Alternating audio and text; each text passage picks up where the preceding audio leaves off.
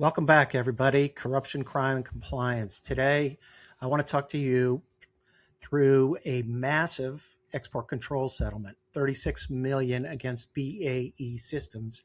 And I think it's one of the most instructive cases we've covered on export compliance in a long time because this isn't a story about a company trying to cheat the rules. It's a story about how many different ways a sophisticated compliance program can still fail. So here's the top line. The State Department's Directorate of Defense Trade Controls, DDTC, hit BAE Systems with a $36 million penalty for more than 100 violations of the International Traffic in Arms regulations and the Arms Export Control Act, running from 2019 all the way to March of 2025. Of that 36 million, 18 million is suspended on the condition BAE actually spends it improving its compliance program. BAE also signed a 3-year consent agreement, bringing in a DDTC approved special compliance officer to monitor them, agreeing to build a new automated export compliance system company-wide, doing a full classification review of everything its ITAR related regulated divisions make or provide, and completing an outside compliance audit. Now, DDTC gave BAE real credit here. The company self-disclosed the vast majority of these violations, cooperated fully, told the statute of limitations, and had already been making improvements on its own. That's exactly why DDTC didn't debar them, which would have been a company-ending outcome for a defense contractor. But DDTC also said something pretty pointed. BAE's earlier corrective actions produced, quote, some improvement, close quote, but similar violations kept happening right into 2025. In other words, good faith wasn't the problem here, follow through was. So let me walk you through just a few of these violations because the range is honestly staggering. In December 2023, BAE exported GPS receiver technical data to a Chinese manufacturer without a license. And DTTC said this created potential harm to U.S. national security. Why did it happen?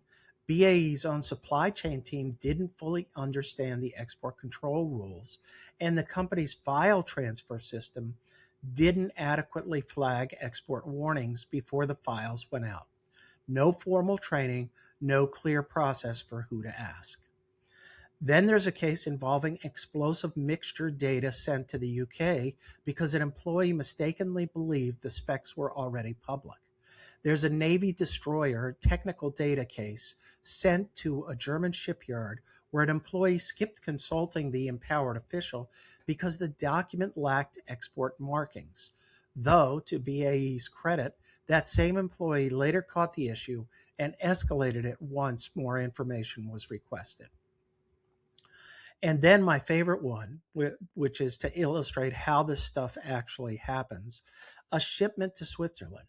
The compliance officer had properly approved a different lower control item for that shipment, but the shipping dock employees pulled the wrong part off the export hold shelf, a fully controlled engine control unit instead of the approved part, and shipped it without checking the part number against the paperwork. That's not a compliance failure in the legal sense. That's a warehouse process failure that turned into a federal export violation.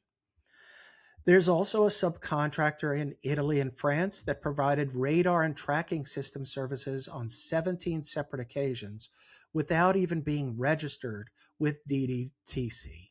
There's a case in Indonesia where BAE sent engineers to do work under a technical assistance agreement that had already expired before the new one was fully executed. And there's a retransfer case involving F-35 paint specifications sent to a UK manufacturer that was never actually authorized as a sublicensee. So here's the thing that ties all these violations together, and it's really the whole point of this episode.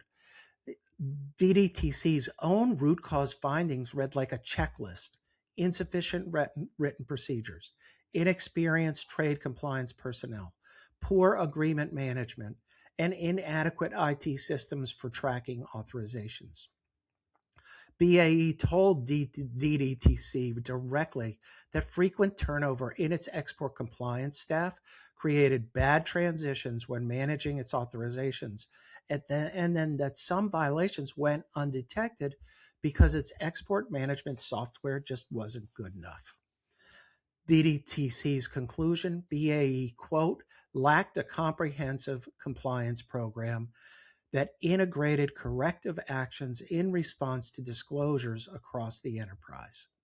And that's the real lesson here. BAE actually did an internal audit back in 2021, found problems, and responded. More experienced people in leadership, more empowered officials, more training investment, better retention, better IT tools, and it helped some, but it didn't fix the underlying structural problem. So violations kept happening. That should worry any compliance officer who's gone through a remediation cycle and assumed the job was done. Fixing individual systems is not or symptoms is not the same as fixing the system. So, what do I want you to take from this? A few things. One, export control warnings need to live inside the systems your employees actually use every day, not depend on individual awareness. Two, turnover in your compliance function is a real enterprise risk, not just an HR headache. Document your transition processes. Three, don't let junior staff be the last line of defense on licensing or exemption judgment calls. Those need a clear escalation path to genuinely experienced people. Four, your compliance program can't stop at the point of licensing approval. You need verification controls all the way down to the shipping dock, because that's exactly where BAE's Switzerland shipment went wrong. And five, if you've already been through one remediation cycle after an audit and you're still seeing similar issues resurface, that's a sign your fixes address symptoms, not the actual root cause. BAE managed over 120 separate DDTC agreements. And honestly, at that scale, you cannot run this on institutional memory and spreadsheets. That's exactly why DDTC is requiring the automated company-wide system with 6-month status reports. If your export compliance infrastructure hasn't scaled with your business, this case is your warning sign to fix that before a regulator finds it for you. That's the case, folks. 100+ violations, 25 self-disclosures, 1 directed disclosure, and $36 million later, BAE Systems is a case study in how even a well-intentioned cooperative compliance program can accumulate serious exposure when the underlying infrastructure, training, and escalation processes don't keep pace with the scale of the business. Thanks for listening, and I'll see you next time.